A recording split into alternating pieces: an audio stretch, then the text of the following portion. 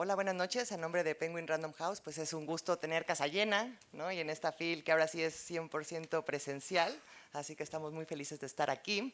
Y por supuesto con esta supernovela que es Olvidarás el fuego, que es el éxodo sefardí, que es la historia de muchos también, no solamente en esos siglos, y es la historia de Joseph Lumbroso, que es un gran personaje con una fe inquebrantable, que también es muy alucinante, ¿no? Sobre todo pensarla en estas épocas es algo bastante inverosímil, ¿no? Es como te transforma durante la lectura.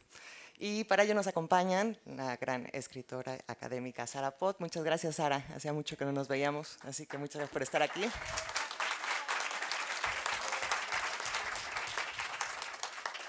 El querido Alberto Ruiz Sánchez.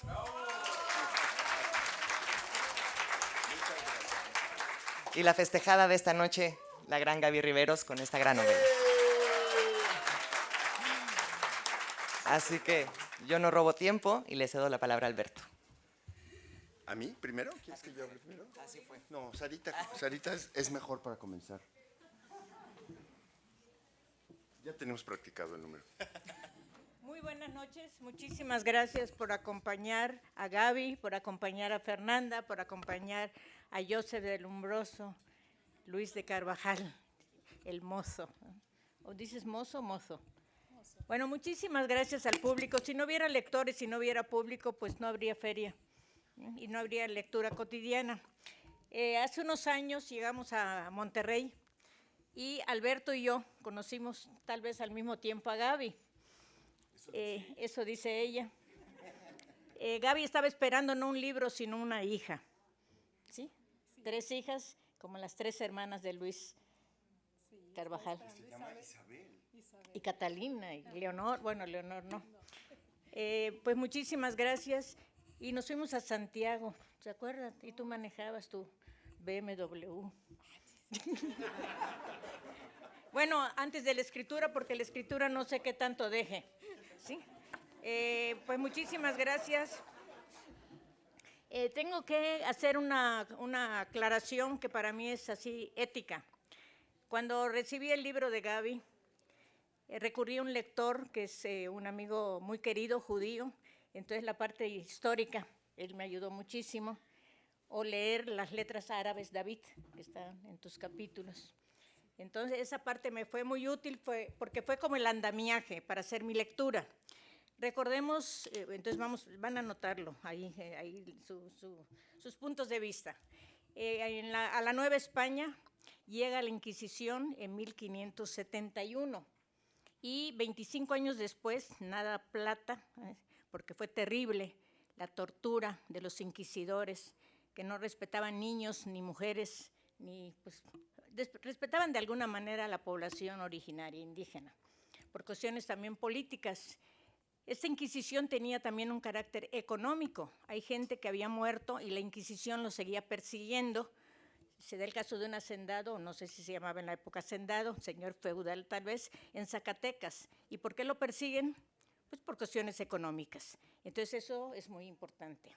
Bueno, en 1571 llega esta Inquisición y a mí me interesa mucho trabajarla. Hay unos catálogos de textos marginados en la época novohispana, coordinados por María Águeda Méndez. El último en salir fue siglo XVI, el primero fue XVIII y XIX. Bueno, XVIII, que todavía existía la Inquisición, principios del XIX, incluso Fernández de Santa Cruz de Lizardi, ¿sí? Repercute en su obra periodística.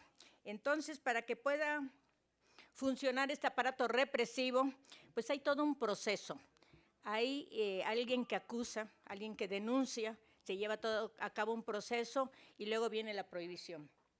La prohibición puede ser tan terrible como le sucede en un segundo proceso a Luis de Carvajal el Mozo, que en un momento de iluminación cambia el nombre por Joseph de Lumbroso. Entonces vamos a enfrentarnos, vamos a leer este libro que desde el título encierra 2 palabras importantes, el verbo olvidar, que es una manera de memoria también, como la memoria, cuando dice la narradora, la autora, Gabriela Riveros, memoria es esto, memoria es esto, memoria es esto, es como una especie de letanía 15 veces se repite. Entonces, olvidarás el fuego, es el verbo que nosotros nadie decimos, comerás, dormirás, ¿sí? El mandamiento sí, pero es un futuro obligatorio, olvidarás el fuego. Aquí no olvidaremos el libro, y este libro es estremecedor, y no lo vamos a contar, pero yo puedo mencionar porque cuenta una historia de odios e injusticias difíciles de comprender hoy en día. Bueno, no sé si hoy en día, cuando el odio también se acrecienta, y la lectura, la educación, es un antídoto con ese odio que de repente sentimos que nos está acercando. Pero por fortuna tenemos esa manera de defendernos con las letras, con la palabra. La palabra es todo un concepto que se va a desarrollar a lo largo del libro, porque la palabra, al mismo tiempo que queda asentada, y los inquisidores en esa tradición española de información, pues guardaron los archivos. Entonces es contradictorio, de repente son archivos que son fuego también. Entonces aquí vamos a leer esta novela, este libro. Es la recuperación de un cuento, de tu primer libro de cuentos. Es una novela, es una crónica, es una memoria. Pues es estrujante lo que aquí vamos a leer. Y habla de cosas que siempre han sucedido, aunque ya no debieran. En el principio era el verbo, dice el Nuevo Testamento, y el libro del que hoy hablo gira alrededor de las palabras, de esas capaces de enseñarnos el camino, pero igualmente de condenarnos por decirlas, por siquiera pensarlas, por no acallarlas para siempre en nuestras conciencias, por transmitirlas a nuestros hijos, por enseñarles que en realidad pertenecen al pueblo del libro, aún en contra de la condena generalizada, aún en contra de la persecución y de la huida y del soborno para poder seguir huyendo. Frente al verbo huir, huyendo, ponemos el leyendo, que es lo que finalmente va a descubrirnos este pueblo del libro. Gabriela Riveros, nuestra querida Gaby, nos cuenta a lo largo de 631 páginas, más un epílogo, más sus dedicatorias, más toda la bibliografía, y atrás de la bibliografía hay un seguirle los pasos al personaje. Es estrujante cuando tú, en el siglo XXI, estás buscando a tu personaje, ¿sí? Y entonces atrás de España está Portugal, están pues toda una familia que fue procesada y que no claudicaron en sus creencias, y es el motivo de este personaje que finalmente tuvo hasta un intento de suicidio, ¿verdad? En fin, pero eso sería contar la novela, y vamos a dejar que el público la compre, y la lea, y la comente, y la reseñe, ¿sí? Bueno, Gaby Riveros nos cuenta a lo largo de 631 páginas la terrible historia de los judíos conversos, despectivamente llamados marranos, que durante siglos fueron perseguidos, expulsados, torturados y quemados en la hoguera por defender las palabras, por algo tan simple y a la vez poderoso como eso. Estamos hablando de la Nueva España, estamos hablando de México, estamos hablando de la Alameda, estamos hablando de nuestro contexto inmediato. Y dice el libro, durante aquella época en que fue arrestada por la Inquisición de Valladolid, una mujer llamada Sara le contó acerca de la masacre de judíos en Sevilla en 1391 y de otra en Lisboa en 1505, cuando asesinaron a miles de hombres, mujeres y niños en pocos días. Aquella mujer le habló también del sacerdote responsable de producir ideas y argumentos, de escribirlos, de compilarlos en manuales que se distribuyeron entre los clérigos de la época y se pregonaron desde el púlpito.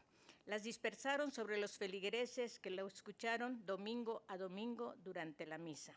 Las palabras como quien fumiga sembradíos enormes. Página 55. Esta referencia me lleva a pensar en aquel niño que, por decir una palabra altisonante, un niño portugués en México que tenía 7 años, también fue procesado por la Inquisición. Lo decimos rápido y es terrible lo que estamos pensando. Una posible salida a esta trampa inmerecida, pero segura, es irse de esa España que los expulsa y poner la mirada y la esperanza en la lejanía. A esto huele el mar, dice el libro, a brisa salada y gaviotas. Los navíos surcan la inmensidad del océano infinito que se tiende frente a él. Sonríe desde sus ojos color aceituna. Migrantes somos y seguimos siendo migrantes. Migramos hacia nuestro propio cuerpo. Pero ni aún así las cosas se calmarán, ni la vida normal continuará para quienes ya en la Nueva España recuerdan quiénes fueron y quiénes siguen siendo, negándose a traicionar un pacto milenario. Es identidad con la propia historia. Y dice el libro en Siempre las palabras: una vez en las cárceles nos aíslan, desarticulan el paso del tiempo y desarticulan también las partes del cuerpo. ¿Sí? Ese testimonio de la mujer que el torno le está torciendo el brazo hasta que el brazo cae. Esa tortura tan terrible que existió en estas tierras. La espera es nuestra principal condena. La manera en que las voces internas lidian una batalla interminable. Discursos mentales que no nos llevan a ningún lado. Salvarse con unas palabras, condenarse con otras, salvarse y condenar a pocos, a muchos, las palabras para establecer el juego. Y volvemos con ese juego y fuego y esa huyendo, leyendo.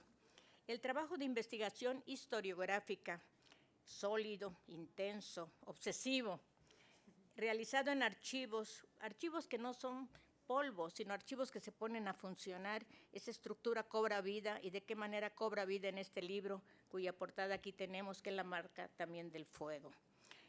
Realizado en archivos durante años por Gabriela Riveros, le reveló cómo fue la historia de la fundación del Reino de la Nueva Vizcaya y del posterior Nuevo Reino de León en el norte de la Nueva España. Y durante otras 100 páginas narra las vicisitudes en forma de ficción histórica hasta nuevamente mostrarnos el fundamental rol de las palabras y cómo éstas configuran la historia al interponerse entre los hombres, despertando la sospecha y la traición. Y aquí nos detenemos porque la histórica es un desafío. De repente, y aquí está María José Rodilla, que es así impenitente con las palabras, cuando encuentra un libro del siglo XVII y la narradora habla de las chicas, nadie hablaba de chicas, ¿eh? O cuando una escritora habla del laptop en 1940, pues tampoco existía, ¿sí? Entonces no se trata, porque ninguna novela refleja la realidad, es una representación, pero para que tenga una verosimilitud interna, pues hay que tomar el documento y transfigurarlo, ficcionalizarlo, pero sin traicionar esa realidad. Ahí le has acertado, Gaby. Bueno, no solamente ahí. Y dice el libro: en cierta ocasión detectó algún modismo, y como las palabras, como se dice, no habla para que yo te conozca. Detectó algún modismo y cierto acento en una palabra que pronunció don Luis de Carvajal. Y recordemos que hay dos Luises de Carvajal.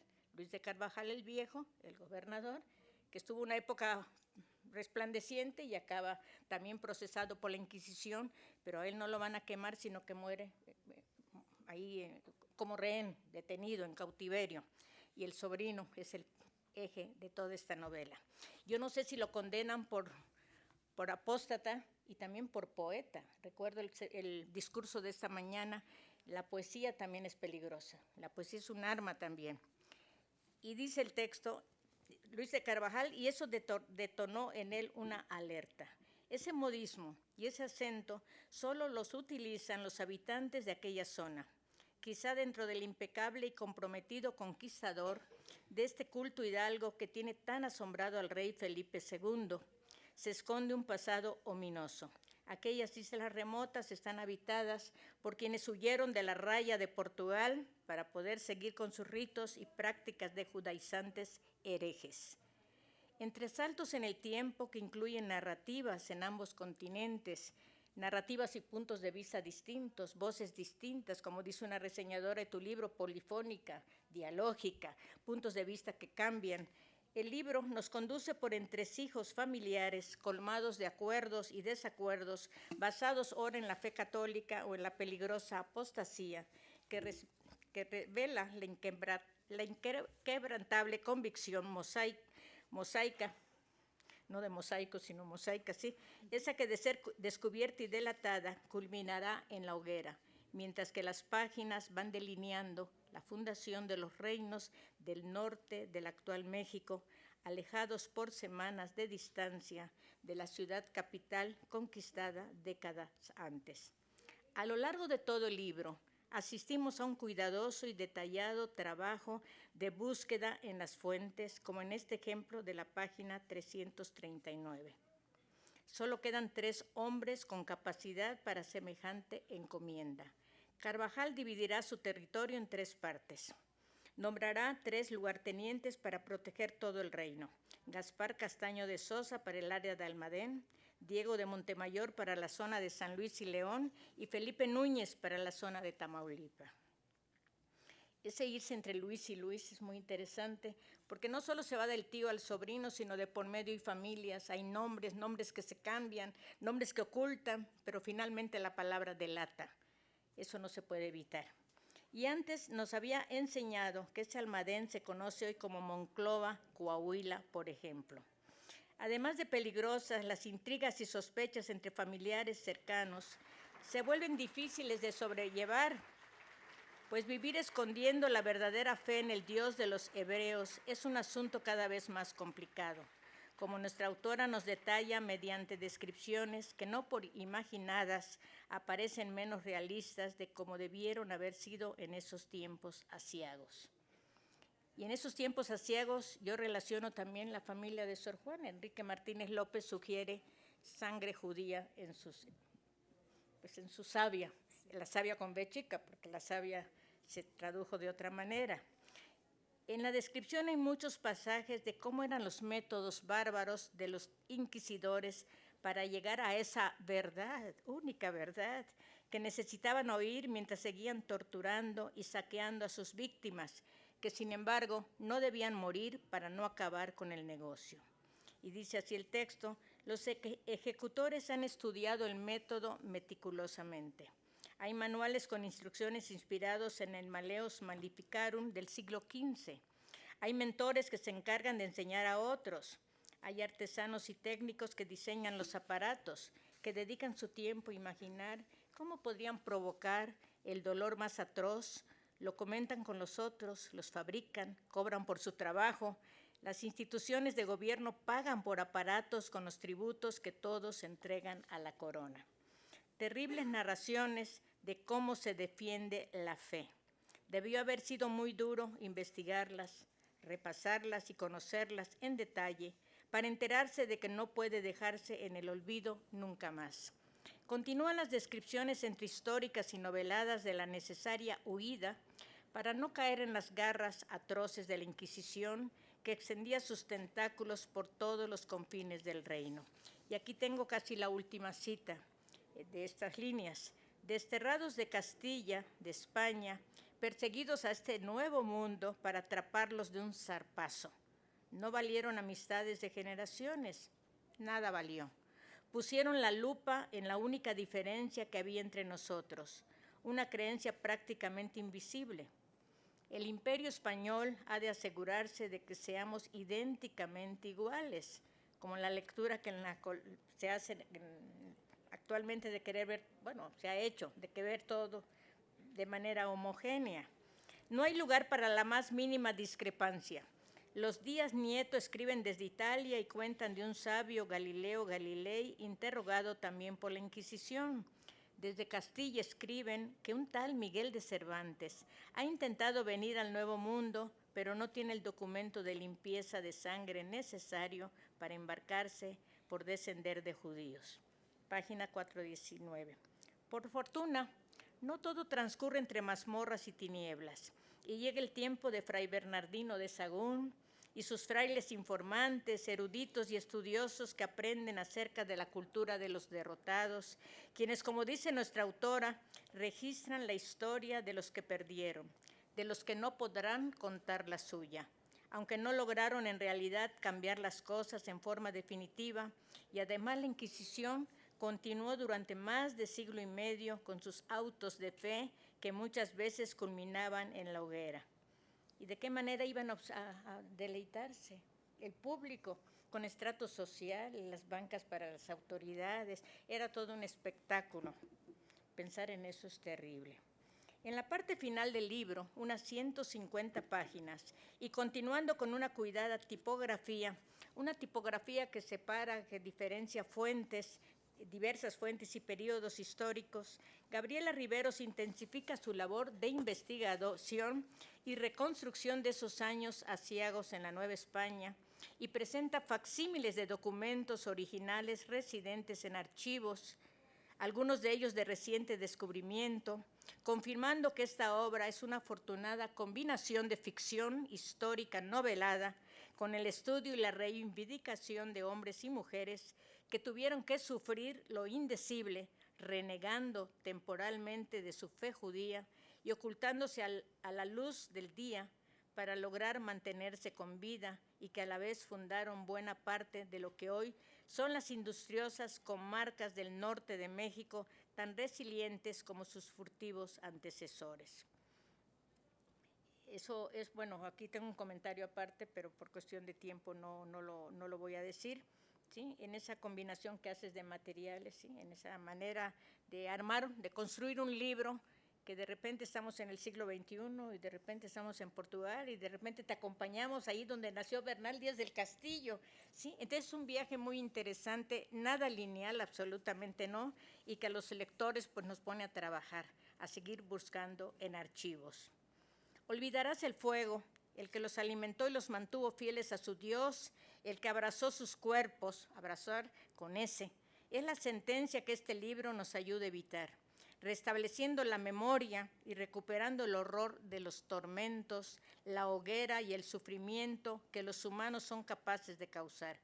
Porque hay cosas que no deben olvidarse jamás para que podamos llegar a ser, digamos, mejores.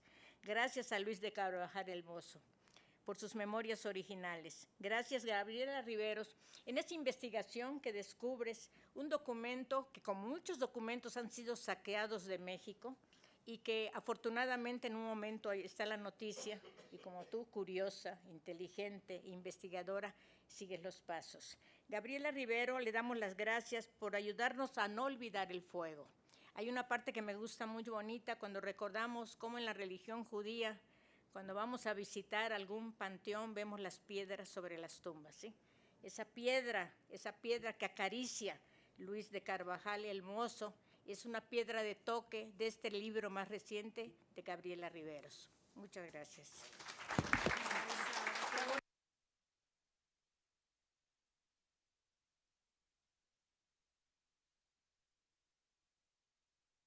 ¿Quieres comentar o seguimos? ¿Sí? Ahora tú quieres que hablemos todas. Creo que me... Bueno, sí. Bueno, es un honor y un placer siempre estar con Gaby, leer sus libros.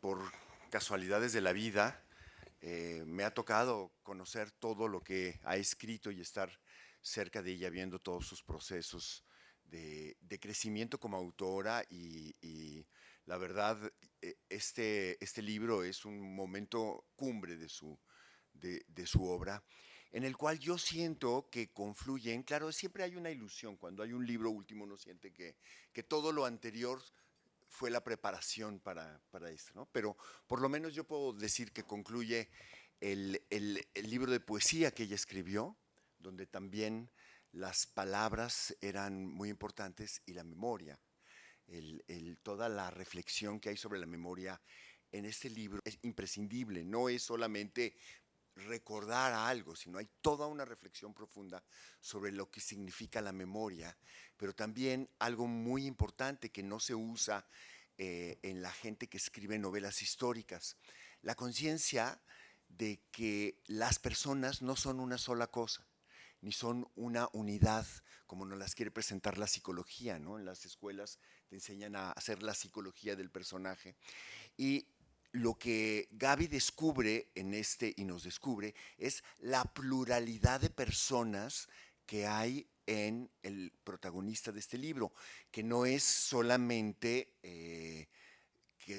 que sea un criptojudío, no es solamente las dos religiones en las que profesa, sino que hay todos los matices, porque hay lo mismo el místico que logra que se convierta el judaísmo a un franciscano, que el que descubre que es judío porque llega el momento en que los suyos se lo tienen que descubrir, el que duda, es decir, hay más o menos hay esto que llamaría la enumeración de la memoria, en realidad es la enumeración de las personas que es al mismo tiempo este hombre que será al final Joseph Lombroso, ¿no?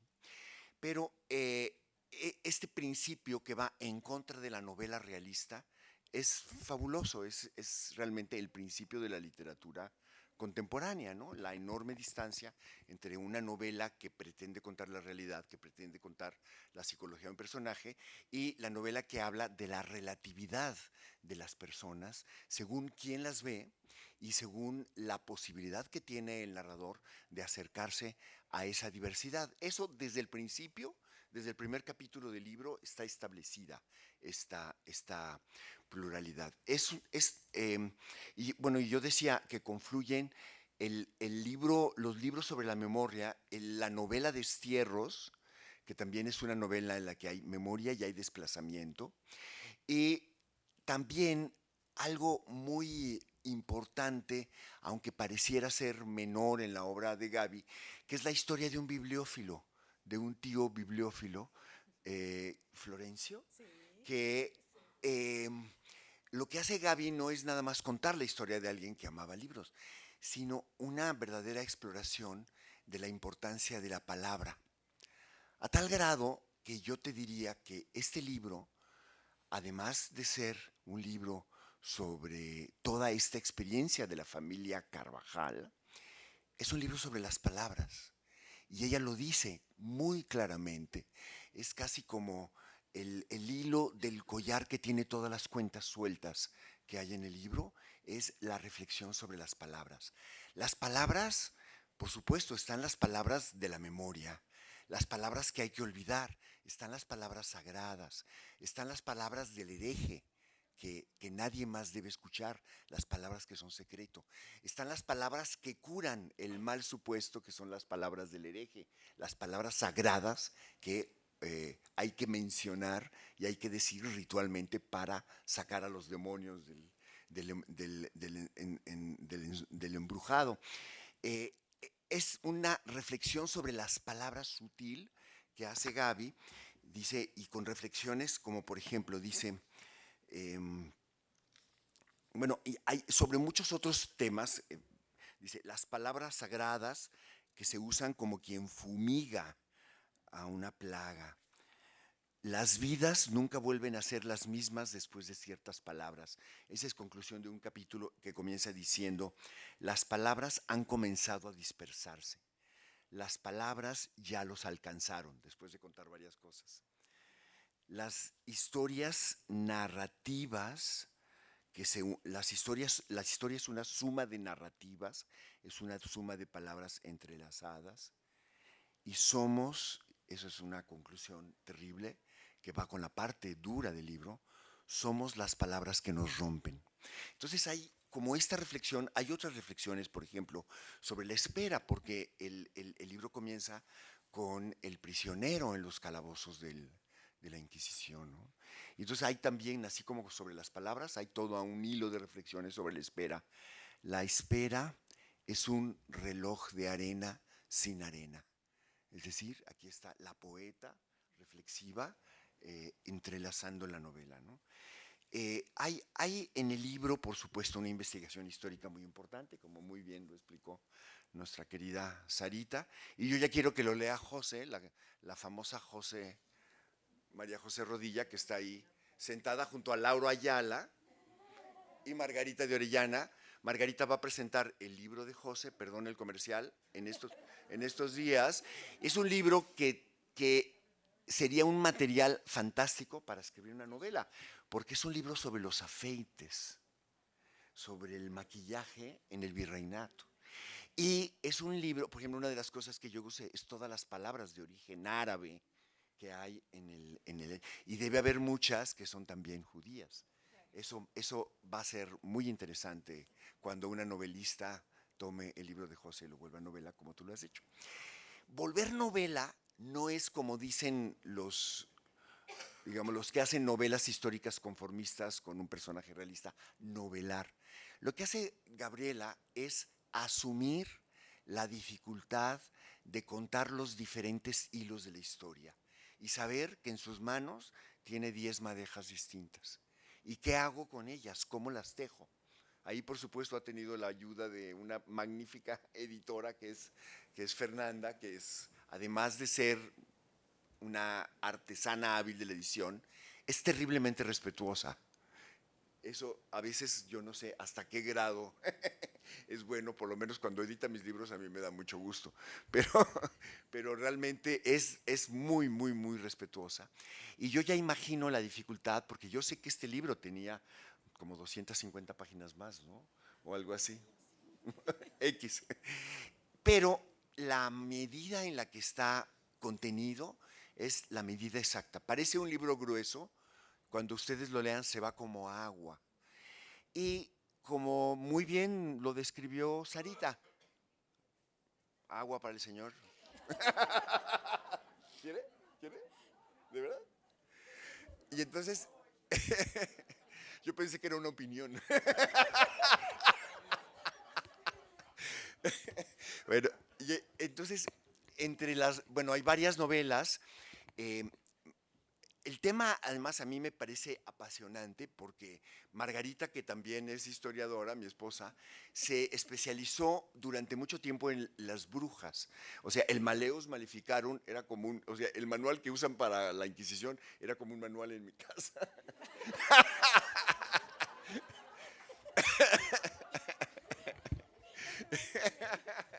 Que era, no, la gente no lo sabe, pero era uno de los primeros libros de bolsillo que existieron en el mundo, era el Maleus Maleficarum, porque los inquisidores lo llevaban en la bolsa, ¿no? Y Gaby lo menciona, por supuesto, pero es muy fácil hacer un libro burdo sobre la Inquisición. Es muy fácil hacer todo lo que Gaby, con la extremada delicadeza que la caracteriza, no solo como persona, sino como narradora, como poeta, como contadora de historias, incluso historias, muchas historias para niños. Ella, con delicadeza, sin asumir, sin dar nada por hecho, va uniendo los hilos y asumiendo todo el tiempo la relatividad de lo que está contando. Y esa es la otra novela intercalada, lo que los pedantes llamarían el metatexto. Es decir, ¿eh? No, aquí no hay profesores universitarios.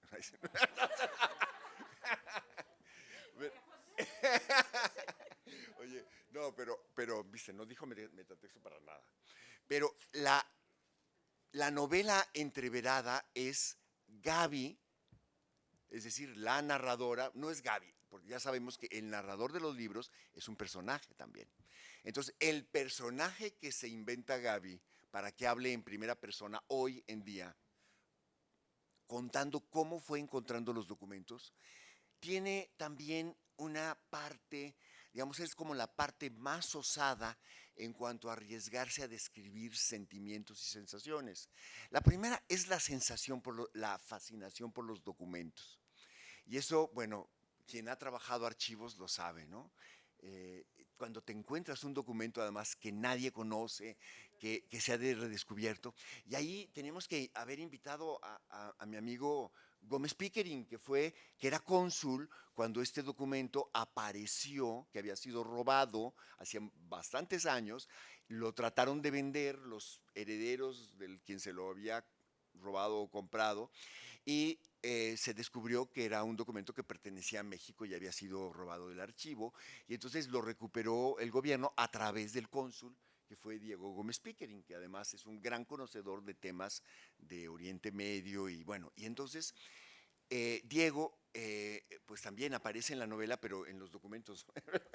Pero lo que aparece es este descubrimiento de Gaby de ir al archivo, encontrar la fascinación por el documento. Después pasan muchas páginas, volvemos a encontrarnos con la narradora y nos encontramos la incertidumbre. ¿Qué es? ¿De qué se trata? ¿De qué está hablando? De nuevo las palabras, pero en otra dimensión, en la dimensión de soy yo la que estoy manipulando todos estos documentos maravillosos para contarles a ustedes esta historia, que tanto derecho tengo a hacerlo, o sea, hay un cuestionamiento sutil y delicado y confesar No se crean que esto es la realidad, esto es una novela. Y luego va evolucionando toda la presencia y se va convirtiendo en algo apasionante, porque lo que va descubriendo la narradora es que con toda la moda de que los descendientes de criptojudíos o de gente condenada por la Inquisición puede obtener la nacionalidad española, se desató la moda de hacer los árboles genealógicos y la información, o sea, la apertura de archivos, la circulación, las fuentes. ¿Y qué es lo que va descubriendo la narradora? Que la familia de Joseph Lombroso está entreverada con la familia de la... Es decir, ella está contando un caso de la Inquisición y en realidad lo que está contando es algo que sucedió en la línea de sus antecesores, ¿no? Y eso ya pone las cosas en un punto mucho más grave de lo que podemos hablar. Hay, entre las enormes reflexiones que hay, es la eh, constante, la Inquisición lo que quiere es que no quede huella, que no quede memoria, pero que no quede ni siquiera polvo. Y la idea de las cenizas es la idea de que no se entierre en la tumba y se pueda poner la piedra, como dice eso. Aquí yo les recomiendo que lean el libro de Laura Ayala sobre las cenizas de Luis Barragán, que también se va a presentar en estos días y que tiene que ver con esto, porque así como en la religión judía hay una idea, la religión católica tiene una idea absolutamente también enloquecidamente fanática de lo intocable, de lo que somos todos cuando ya nos hemos muerto, ¿no? Ahora, bueno, una nota triste, mi madre murió hace poco. Y no somos muy religiosos en mi casa, pero las vecinas de mi mamá y mis hermanas le hicieron una misa ayer, ¿no? Entonces mis hermanas salieron enojadísimas porque el cura dio un sermón sobre cómo todos somos pecadores, incluso los muertos. Entonces el pobre ya estaba queriendo que mi mamá saliera de la tumba a confesarse, ¿no? Entonces mis hermanas estaban enojadísimas. Pero esta novela trata sobre esto. Trata sobre institucionalizar la pérdida del cuerpo, la pérdida de la tumba, la pérdida de las cenizas, pero no puede con la palabra. Y no puede al grado de que, gracias a que él se preocupó por hacer unas memorias que le costaron la vida a él y a su familia, en gran parte, Gaby puede escribir esto y nosotros leerlo. Durante mucho tiempo, mientras Maggie juntaba bibliografía sobre casos de herejía, bueno, yo escribí un libro que se llama Los demonios de la lengua, sobre cómo un jesuita es condenado por un dominico. Los dominicos siempre tenían la Inquisición y los jesuitas eran mucho más perversos. Es muy importante que el personaje, Carvajal, tiene educación jesuítica. Porque mientras los dominicos dicen que el que sea tiene que delatar al otro, uno de los principios jesuíticos es que cada quien tiene que pensar por sí mismo. Y eso, por ejemplo, ahora lo vimos hoy en la mañana. O sea, está prohibido que alguien que sea del mismo partido piense por sí mismo, tienen que hacer lo que diga el gobernador, ¿no? O en Morena, igual, es lo mismo, prohibido pensar por sí mismos, ¿no? Y entonces la Inquisición es este tipo de mecanismos. Es decir, esta novela nos habla de cosas que estamos viviendo todo el tiempo, que nos atañen, contando un caso histórico. Decía, durante el tiempo que Maggie juntó documentación, el gran volumen de la familia, de un autor que se llamaba Toro, me acuerdo, que se llama Alfonso Toro, que se llama La familia Carvajal, era el gran documento sobre estos casos. Pero lo que encontró Gaby rebasa por mucho lo que hay en ese libro. Enrique, o sea, sin querer ser una historiadora y sin querer aportar a la historia o corregir a Toro, lo que ella hace es añadir otra dimensión que hace que respondamos a esta pregunta que ya se hacían varios escritores, entre ellos Germán Bloch y Inspirán Kundera. ¿Por qué sigue existiendo la poesía y por qué sigue existiendo la novela, que son tan viejas? porque no son decorativas. Nos hablan de dimensiones humanas donde un periodista no puede penetrar, donde un historiador no puede penetrar. Las dimensiones de la poesía son bisturís que entran en la dimensión humana. Y eso es lo que ha hecho Gaby con este libro. Y nos lo ha regalado. Gracias, Gaby.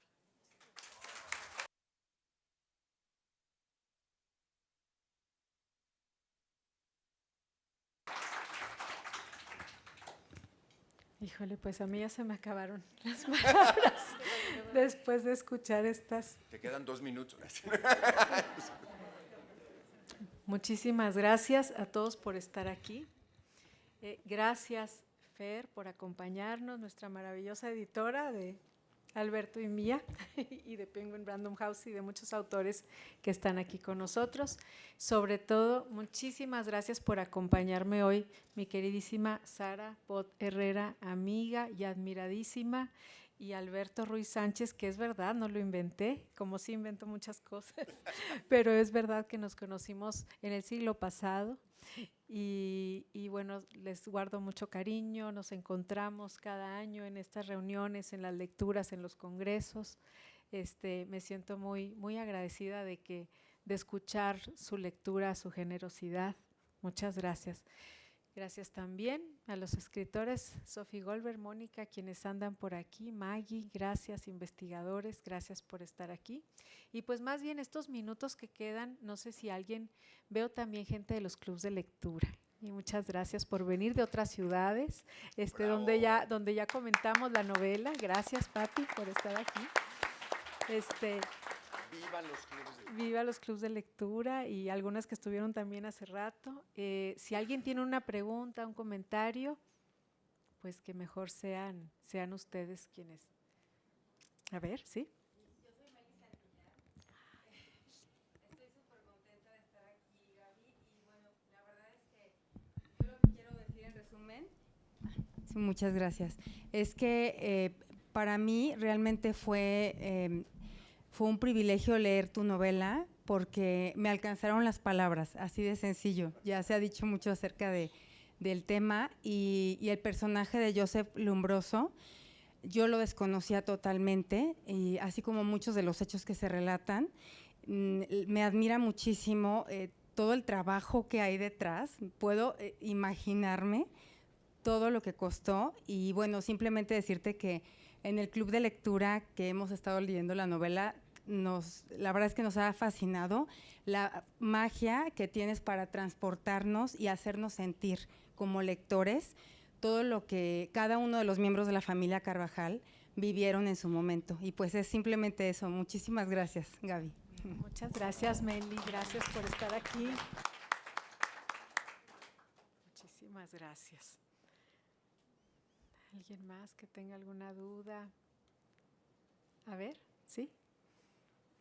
Moisés Rosas. ¿Cómo llegaste al tema? Sí, el tema, uno pues nunca sabe dónde se siembran o dónde empiezan los libros. El tema llegó a mí cuando yo escribía un libro de cuentos que se llama Ciudad Mía. Me interesaba en principio, yo era estudiante de letras, tenía 19, 20 años y me interesaba como todo lo que es más allá del estereotipo de una ciudad como Monterrey, de las chimeneas, el asfalto, tal. Eso era como un poco estas ciudades propias. Y ese libro tiene 7 cuentos y el último se titula Ciudad de Nadie. Y la que cuenta es el territorio, es un ente femenino, es donde hoy está sentada la ciudad de Monterrey. Y entonces en los 90s, que yo tendría, o sea, más o menos cuando hacía esto como unos 20, 21 años, por ahí, se estaban celebrando los 400 años de la fundación de Monterrey y empezó a circular mucha información. Y en algún lado leí pues que en la historia oficial con H nos enseña, con H mayúscula, nos enseña que Diego de Montemayor fundó la ciudad, como nos enseña la historia de todas las fundaciones de todos lados, en tal fecha. Pero ¿por qué nadie nos hablaba que tiempo atrás quien realmente pasó por ahí, trazó los caminos, digamos que como poblador europeo descubrió, porque obviamente vivía gente tiempo atrás. Y le puso nombre a todo. Le puso el nombre a todo. Montañas, a los Luego hizo un equipo de portugueses, judíos, todos judíos portugueses. Esta no es la historia que nos cuentan de los españoles cristianos. Y entonces va y viaja y durante 12, 13 años está derrotando piratas, se vuelve ganadero, se vuelve explorador.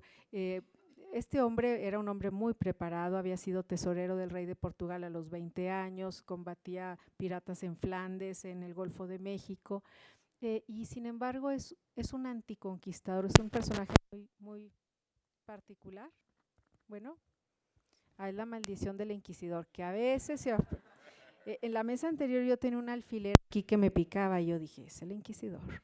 Bueno, y entonces esta historia llega a mí en esa época, me deslumbra el tío, me deslumbra que hay una historia de Inquisición detrás de la fundación de Monterrey y que por qué no sabemos de ellos, porque hay más de 100 personas de una comunidad y de una familia procesadas, y en particular Luis de Carvajal el Mozo, alias Joseph Lumbroso, que es el nombre que él adopta en los últimos 4 años de su vida, y cómo a los 29 años este joven, cuyo proyecto era pues, poblar el norte de México, el sur de los Estados Unidos con su tío, cómo es que termina en la hoguera con su madre, con sus hermanas, pero quizá lo que más me conmovió, bueno, aparte que cómo nos explicamos que alguien da así la vida, pues que él fue escritor, fue poeta, es como un poeta místico contemporáneo a San Juan de la Cruz, a Santa Teresa de Ávila, a quizá Cervantes, que todos ellos descendientes también de judíos,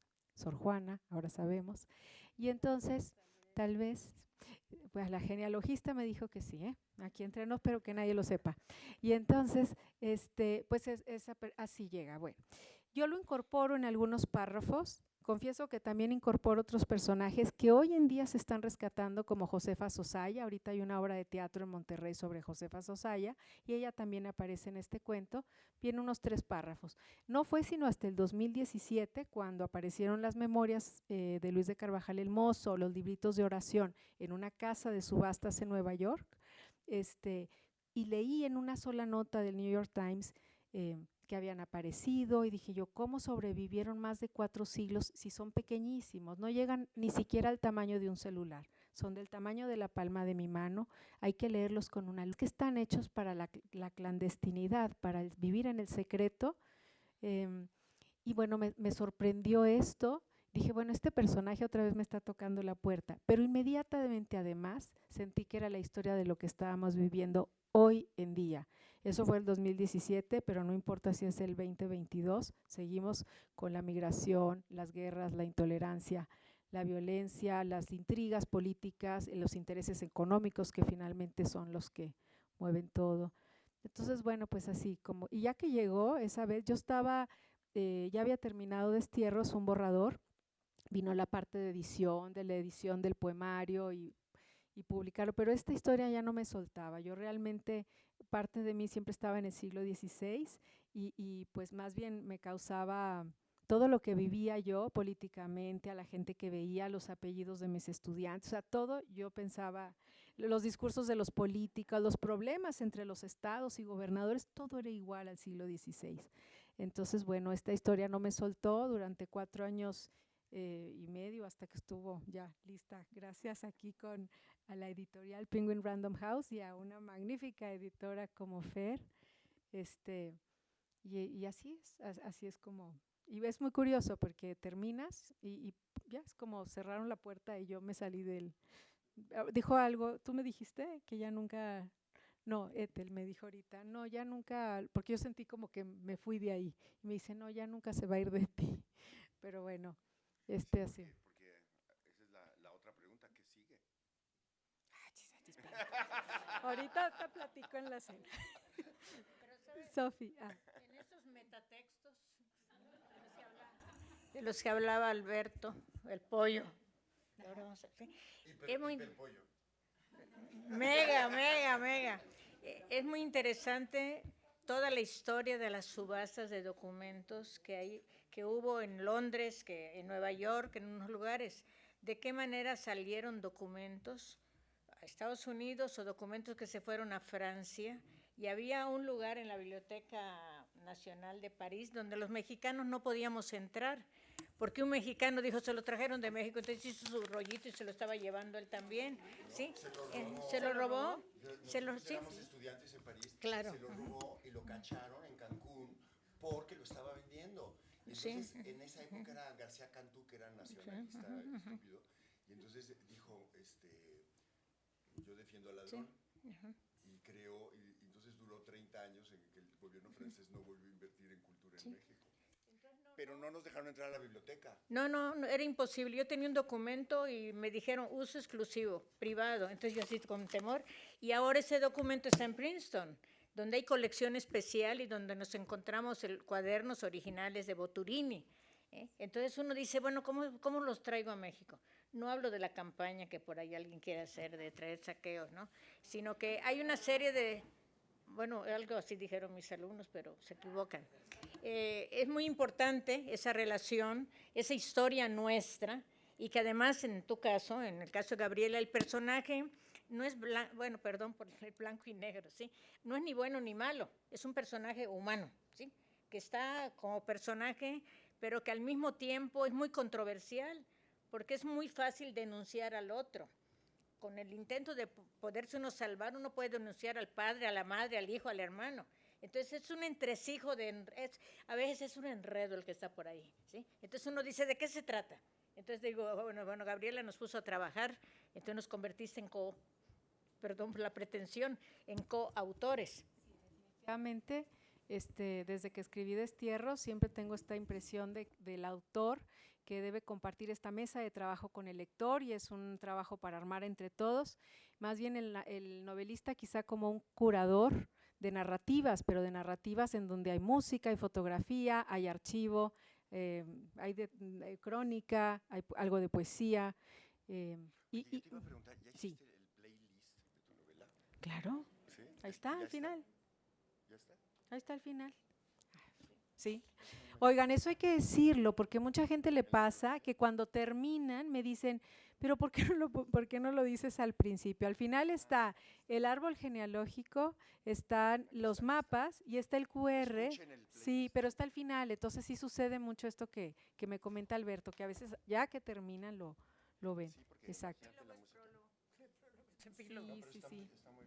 Sí, bueno, y en esto último que comentaban, sí, la verdad es que creo que mi trabajo más bien en esta como curar narrativas también fue como hacer un tapete, estos tapetes en donde los artesanos van hilando muchas voces, y entonces en la novela los personajes vuelven a hablar, porque gracias aquí al trabajo de Fer, que respetó estas 11 tipografías que utilicé yo en el manuscrito original, tal cual, que eso ahora, pues a ver, después a lo mejor se arrepintió, pero 11, y entonces ahí el lector, eso sí se pierde quizá en el audiolibro o no sé en la parte digital, pero en la versión impresa pueden saber qué escribió Luis de Carvajal en sus memorias y cómo lo narró él, qué dijo el inquisidor, qué contó doña Francisca. Entonces podemos ir viendo qué es una carta, qué es y entonces yo más bien iba como hilando, y bueno, pues son estas novelas que hoy en día ya no sabemos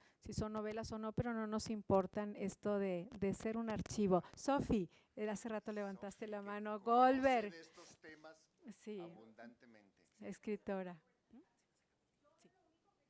Mi Gaby, es felicitarte en público, porque ya lo hice obviamente en privado.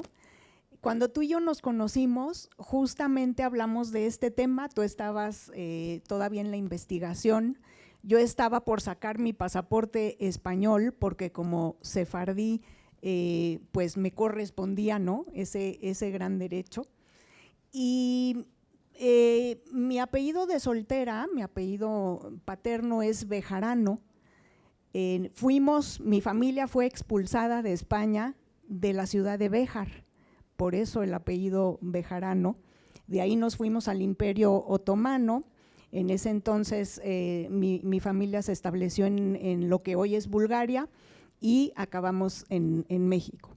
Pero yo lo que quiero decirte, Gaby, es que te agradezco la seriedad con la que tomaste este trabajo tuyo para dar vigencia a esta historia que representa todas las historias de hace más de 500 años, que me toca a mí en el alma, toca las fibras pues más sensibles que tengo, porque esta herencia de marranos, esta herencia sefardí, esta herencia de criptojudíos es mi herencia.